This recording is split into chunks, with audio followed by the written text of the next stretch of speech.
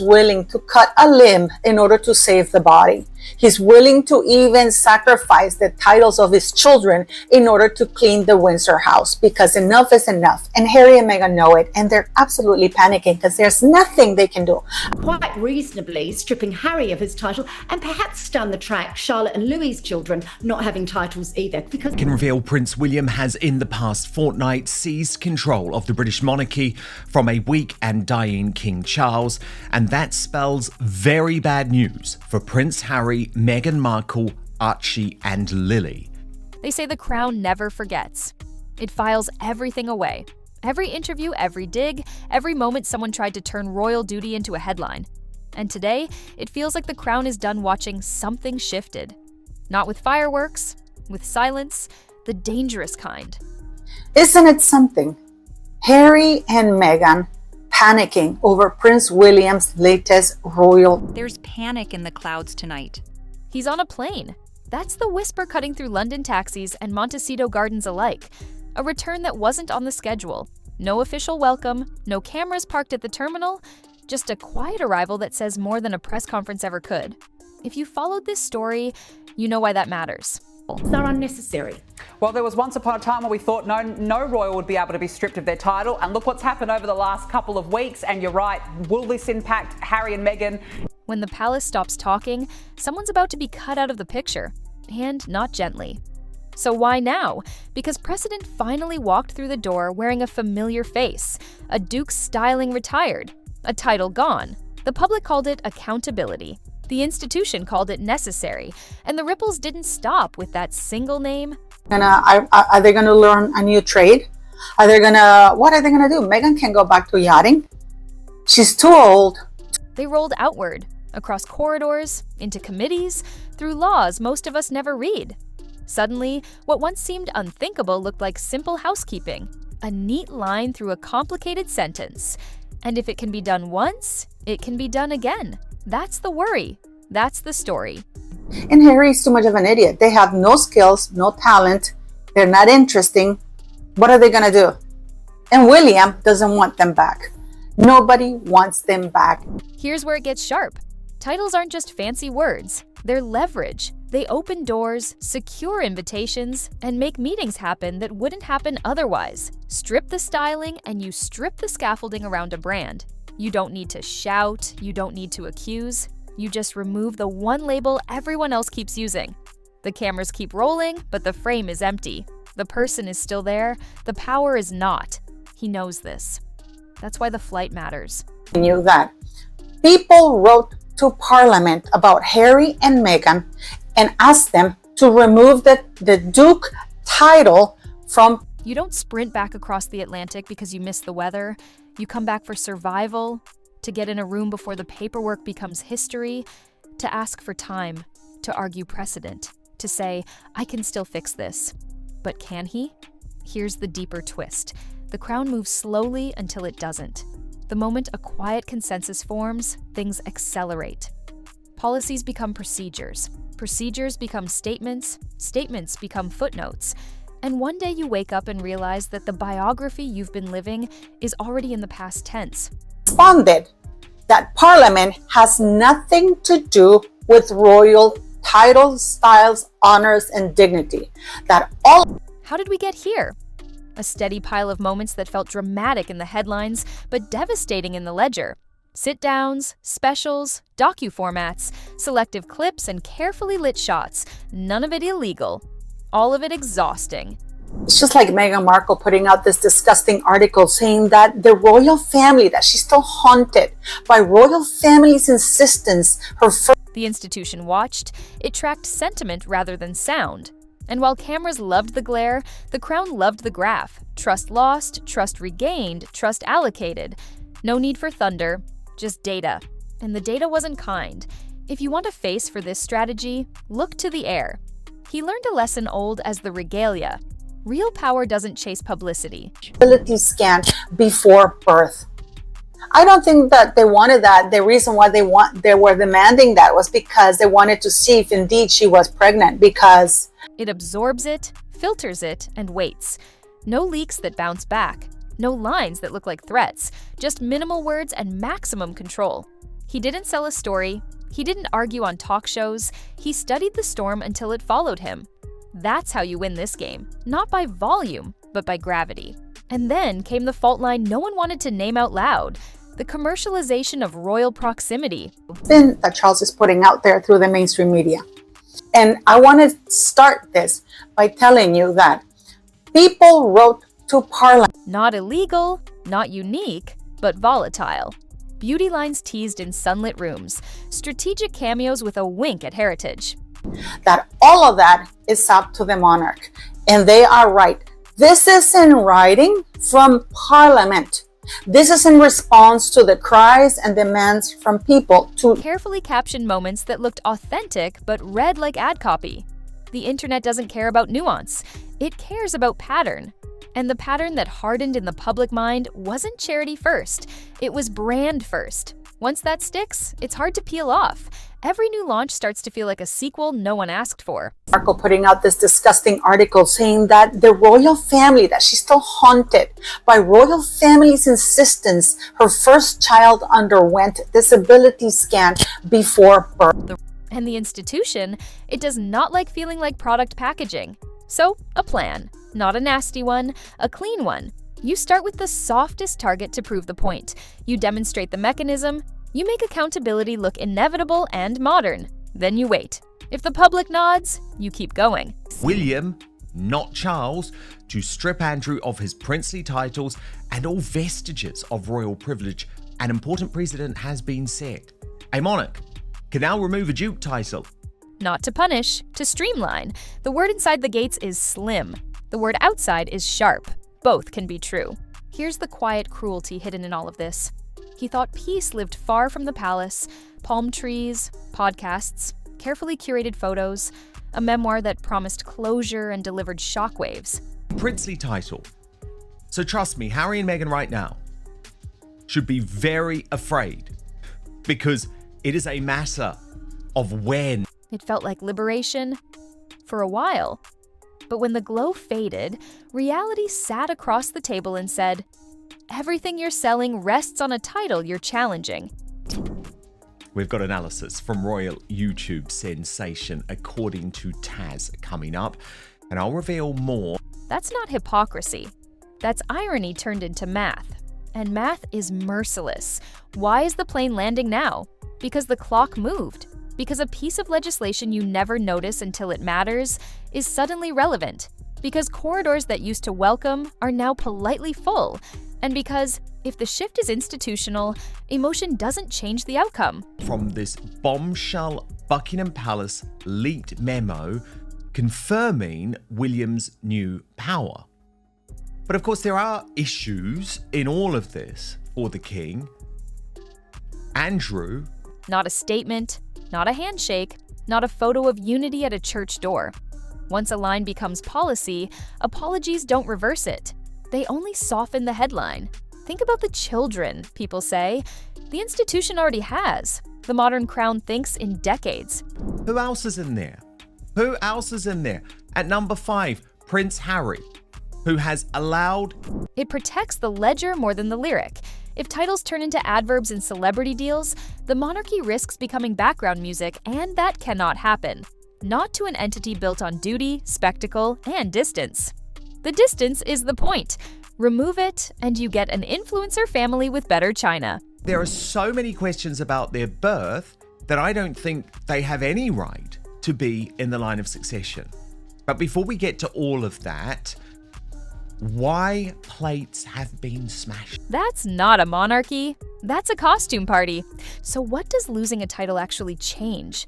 Almost everything and almost nothing. He'd still be who he is. He'd still have the same voice, the same memories, the same griefs and victories. But the reception would alter. The reason why they were demanding that was because they wanted to see if indeed she was pregnant, because it doesn't bode well. This woman is never gonna end. I mean, she's been gone for what, 5 years from... Invitations carry subtler codes than the public sees. Funding decisions tilt, security briefs shorten, introductions in rooms that matter become vaguer. The world reclassifies you from representative of to former of. It's not banishment, it's air quietly thinning. Talk about is the royal family. She has no identity on her own, and thankfully William is going to end all of that. No amount of articles. Oh, when I was 11 years old. Meghan doesn't even get her own timeline correctly, because the commercial was when she was 12 years old, not 11 years old. So, but the reason why I'm talking about it is because she still hasn't let it go. She's still clinging. Now, to the question people keep throwing out, is this vengeance? The smart answer is simpler. It's alignment. The institution doesn't need to hate anyone to move them off the board. Go of the time, the brief time, because she was there for less than 2 years. Do you understand this? Meghan Markle was in the royal family less than 2 years. It needs to protect its story. If your personal plot keeps colliding with the crown's central theme, duty first, drama last, you force a choice, and when it chooses itself. But there's another thread pulling here, and it's uncomfortable. He can't rebrand as cleanly as she can. She can pivot, media, product, purpose, angle, tone. He's bound to lineage. That's both the gift and the trap. Based on those less than 2 years. And by the way, for the less than 2 years that she was in the United Kingdom, she wasn't even present. She was traveling to Toronto. She was traveling to LA because she was a public figure with 20 possible futures versus a son of a house with one.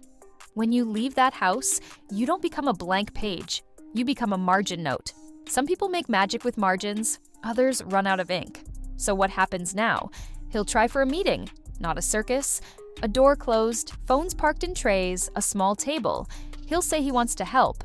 He'll say the past is the past. He'll say the kids deserve clarity. He'll probably be sincere. For her to leave. So, but she's still bitching about it. Oh, the royal family wanted me to have a disability scan before birth. Yeah. That's the hardest part to hear if you don't like him. He can be sincere and still wrong about what moves this machine. Because truth isn't the currency here. Stability is. And the heir? He'll listen. He always listens. Then he'll return to the plan. Less personality, more structure, trim, polish, proceed. He won't gloat. He won't brief. Brother and half sister getting married. Her grandparents were half brother and half sister. So the royal family would have had decent grounds to ask for a scan to determine whether the child was going to. He'll let announcements speak for him. A website edit, a style guide correction, a document updated, then archived, and later, a sentence in a year-end compendium. In keeping with the modernization of the institution, adjustments were made. 15 words that change a dynasty, and a dinner seating chart. Not only that, I do believe that they were trying to find out whether she was pregnant or not, because she refused to have a doctor, the royal doctors. She refused them. We don't know who the royal doctors are. And the reason why I'm bringing this in the video in regards to... If you think this sounds cold, remember the crown's survival trick. It absorbs chaos and exudes calm. When someone turns their life into a cliffhanger, the monarchy offers a closed door and a schedule that contrast wins. Every time. The public eventually tires of a series that never ends. Order is a better binge. We need to talk about the audience. Polls fluctuate, but one truth holds. William is not going to put up with those narratives. This is not going to affect him. And the royal decree that he issued is... People have a hard limit for grievance. At first, the confessions feel brave. Then they feel loud. Then they feel monetized. Right now, they would be gone from Royal Lodge. I don't know how many of you know this, but in 2016, Prince Andrew rammed a Range Rover against the gates of Windsor Palace. And when they cross into commerce, sympathy becomes suspicion. Are we healing? The public asks, or are we packaging? The moment that question sticks, the brand turns brittle. Sexual behavior, destruction of property. He's harassing and bullying other people. If they wanted to get rid of him, they would. So why am I talking about this? Because Prince William has now issued and is underway right now. That's not unique to royalty. That's every industry now. But with royalty, it bites deeper because the fairy tale needs quiet to function. Sell the fairy tale too openly and you break the spell. Back to the airport. Imagine the silence in that car leaving the runway. Paperwork to strip Andrew, Beatrice, Eugenie, Harry, and Meghan. Streets you used to know by scent and stone. a city that feels like a friend and a judge. The palace gates are ahead, but the welcome is measured. You hand over your phone. You pass portraits of people who held their tongues for 50 years. You breathe. You practice a sentence that starts with "look" and ends with "we can fix this." You sit down. You don't reach for hands. You wait. If the call goes badly, what then? And Meghan and Harry's kids from all royal titles, styles, and dignities. That would mean that Harry would be Henry Mountbatten. A pivot to humanitarian focus without heritage labels. Plenty of people do good work without titles. It's not exile, it's pruning. But let's be real. The call isn't just about projects, it's about identity.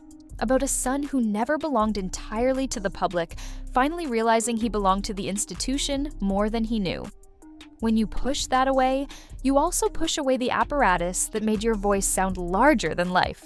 Alone, you have a microphone. Attached, you have resonance. Then there's a version of the future where he returns part-time. Mrs. Mountbatten Windsor. I wonder how long that marriage would last. And I wonder how long Meghan Markle's going to bitch about this, because if she's still bitching about strict guardrails, no docuseries, no memoir-adjacent epilogues, no lifestyle ventures wrapped in heraldry, just service. Walks, hands, ribbons, hospitals, veterans, early childhood, mental wellness. The work he's good at when the cameras aren't trying to turn it into plot. If he can accept minimal spotlight and maximal discipline, that door could open. But time matters. Momentum matters. The Crown's patience is a currency, and it's been spending it for years. pregnancy that she never had, about being a victim of made up grievances. Can you imagine when she's told now that you can blame advisors, you can blame tabloid culture, you can blame the impossible glare of modern monarchy. But at the end of the day, the story resolves at the same point: choices. Every interview was a choice, every angle a choice, every rollout a choice. String them together and you get a narrative arc strong enough to bend policy. is also incredible is that apparently they are in talks of having King Charles step down, and Parliament can force the hand of the king, because Parliament is the one that determines who sits on the throne. This is not because anyone wants to punish, because the institution can't afford to normalize the blur between duty and distribution. What about her? She'll be fine. She always finds the next iteration. Constitutional monarchy.